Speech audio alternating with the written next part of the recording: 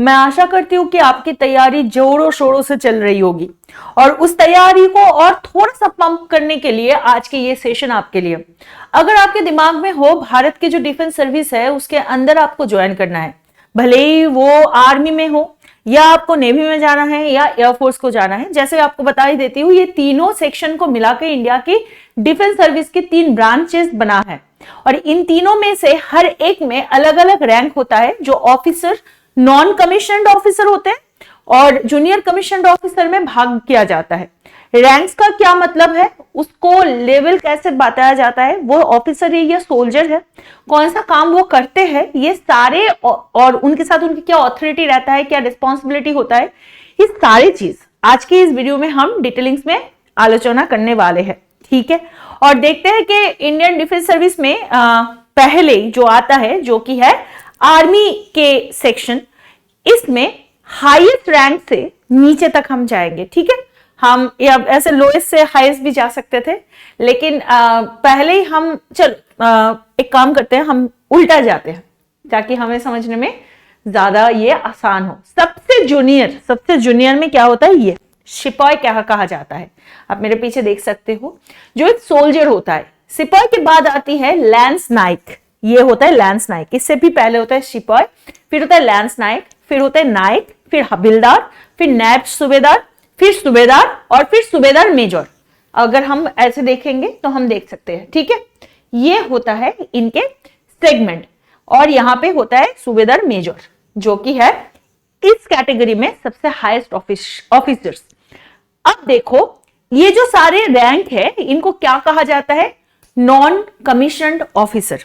ठीक है, ये क्या होता है, ये होता है, इनको बोलते हैं non commissioned officer, commission personal बोलते हैं। ठीक है, तो ये नॉन कमीशन्ड इसलिए कहा जाता है, बेसिकली ये एनलिस्टेड होते हैं, ये एनलिस्टेड पर्सनल होते हैं और नॉन कमीशन ऑफिसर्स को एनसीओ भी कहा जाता है। आपको याद रखना है कि यहां पे होता है सिपाही के बाद से लेकर अगर हम इसको देखें इसी हायरार्की में, तो ये होता है नॉन कमीशन्ड ऑफिसर या एनसीओ। अब एनसीओ का काम यह होता है कि सोल्जर्स को ट्रेन करना, उनको डिसिप्लिन और मॉरल को मेंटेन करना और फील्ड ऑपरेशन जब होता है तब उनको असिस्ट करना।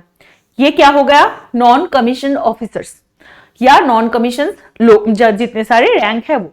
अब एनसीओ के बाद क्या आता है, जूनियर कमीशन्ड ऑफिसर, जिसको जेसीओ कहा जाता है।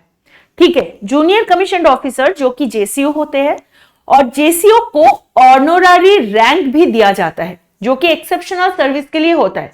मतलब यानी कि आप अगर जेसीओ हो और आपने अपने सर्विस लाइफ में एक्सेप्शनल चीजें करी है तो आपको स्पेशल अवार्ड दिया जाएगा।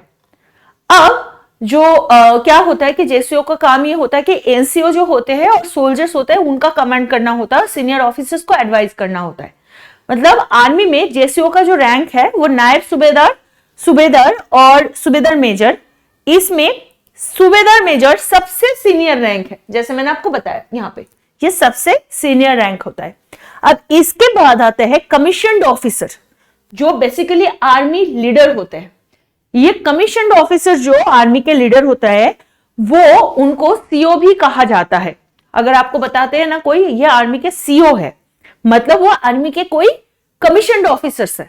ठीक है, अब इनका क्या काम होता है, ये क्या करते हैं, आर्मी के जो पूरे ट्रूप होते हैं उनको कमांड करना होता है। अच्छा, आपने ये मूवी देखा है, चलो मैं बाद में इसके बारे में बताती हूँ, लक्ष्य मूवी देखा है? आप मुझे कमेंट में ये बताना, वहां पे ऋतिक रोशन का जो पोस्ट था आपको ये बताना है मुझे, वो जेसीओ था या सीओ था या नॉन कमीशन या एनसीओ था, ये आपको मुझे बताना है कमेंट सेक्शन में। ठीक है, जरूर बताना। तो आर्मी में सीओ के जो रैंक्स है उसमें कौन कौन आता है, लेफ्टिनेंट आते हैं, कैप्टन आते हैं, मेजर आते हैं, लेफ्टिनेंट कॉलोनल आते हैं, यहाँ पे है लेफ्टिनेंट कॉलोनल आते हैं, ब्रिगेडियर आते हैं और उसके साथ कौन कौन आते हैं, जनरल भी आते हैं और फील्ड मार्शल भी आते हैं। ठीक है, जनरल और फील्ड मार्शल भी आते हैं। इनमें से फील्ड मार्शल को सबसे हाईएस्ट रैंक माना जाता है अंडर आर्मी।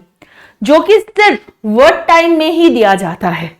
तो मतलब अगर आप आर्मी में हो और अगर सोचोगे कि भाई मैं तो पूरे टाइम तक ये हाईएस्ट रैंक लेके रहूंगा जो कि फील्ड मार्शल है, नहीं भाई, फील्ड मार्शल जब वर्क टाइम सिचुएशन होता है तब बेसिकली उनको दिया जाता है, और उनको इसलिए दिया जाता है कि उसके अंदर एक एक ट्रूप होते हैं, उस ट्रूप को मार्शलिंग करने के लिए, उसको डायरेक्ट करने के लिए उनको तैनात किया जाता है।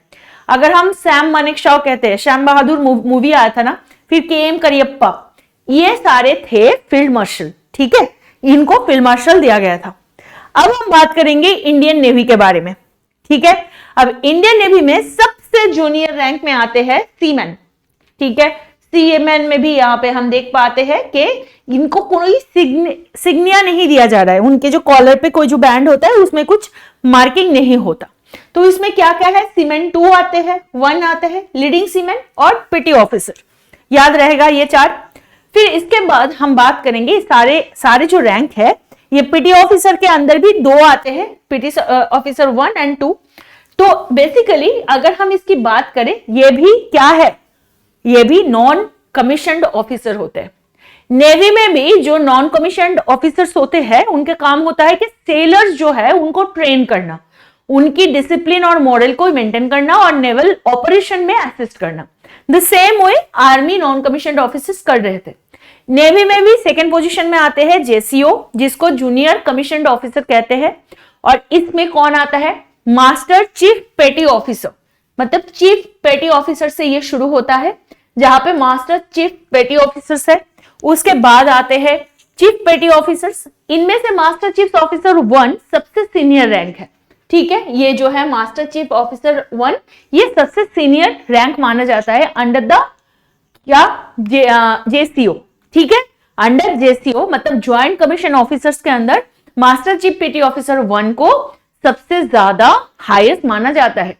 अब सेकंड बात हम करेंगे, यहाँ पे भी कमीशन्ड ऑफिसर्स होते हैं, या कमीशन्ड ऑफिसर्स कहते हैं, जो कि नेवी के लीडर्स होते हैं।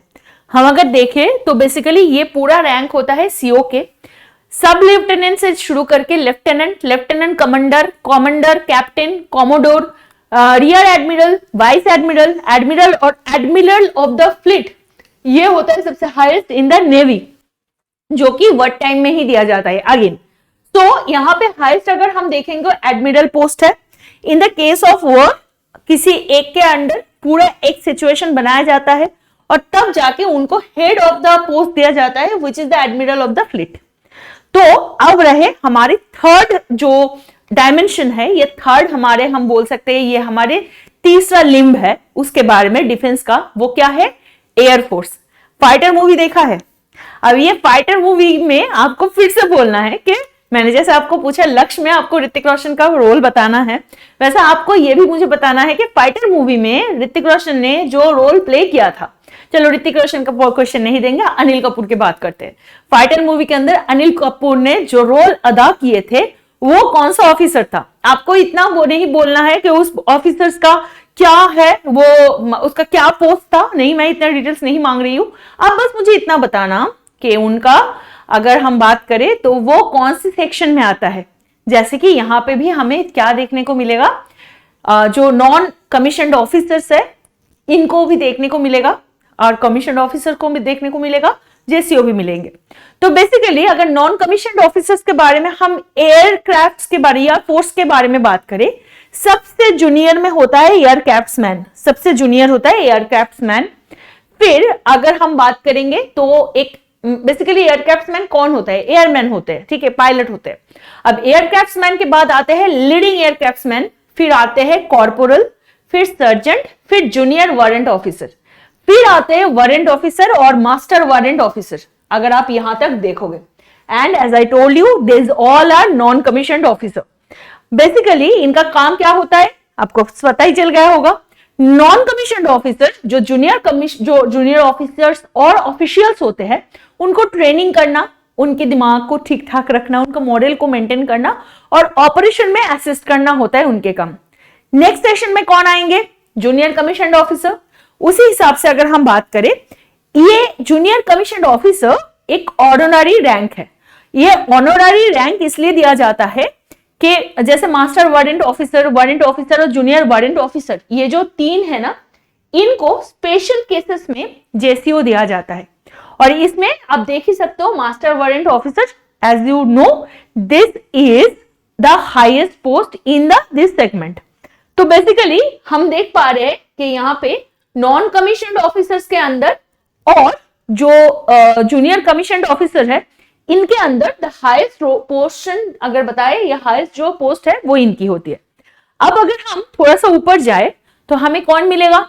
एग्जैक्टली सीओ या कमीशन्ड ऑफिसर्स। इनके अंदर कौन आते हैं? फ्लाइंग ऑफिसर से ये शुरू होता है, फिर ये बढ़ता है कहां? Flight lieutenant, squadron leader, wing commander, group captain, air commodore, air vice marshal, air marshal और एयर चीफ मार्शल। ये सारे में आपको पता ही चल गया होगा कि 100% ये जो एयर चीफ मार्शल है यही सबसे हाईएस्ट होते हैं and only be given at the time of war. अगर आपको एक एग्जाम्पल की बात करें तो अर्जन सिंह के नाम आपने सुना है।